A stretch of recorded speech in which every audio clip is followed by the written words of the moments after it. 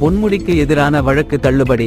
High court அதிரடி. வருமானத்துக்கு அதிகமாக சொத்து சேர்த்த வழக்கில் பொன்முடி குற்றவாளி என கடந்த செவ்வாய்க்கிழமை அறிவிக்கப்பட்ட நிலையில் அவருக்கும் அவரது மனைவிக்கும் 3 ஆண்டுகள் சிறை தண்டனை விதித்து நீதிபதி நேற்று தீர்ப்பளித்தார். மேலும் இருவருக்கும் தலா 50 லட்சம் ரூபாய் அபராதம் விதிக்கப்பட்டது.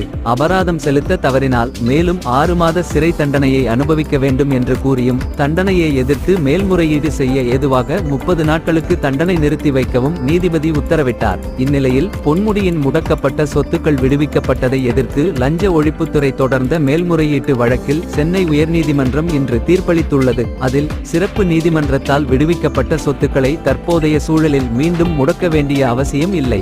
சிறப்பு நீதிமன்றத்தின் உத்தரவு தவறாக இருந்தாலும் நீண்ட காலம் ஆகிவிட்டதால் தலையிட முடியாது. மீண்டும் முடக்குவதற்கான நடவடிக்கை எடுக்க தள்ளுபடி உத்தரவு தடையாக இருக்காது. இதனால் இந்த மேல்முறையீட்டு வழக்கை தள்ளுபடி செய்வதாக நீதிபதி தெரிவித்தார்.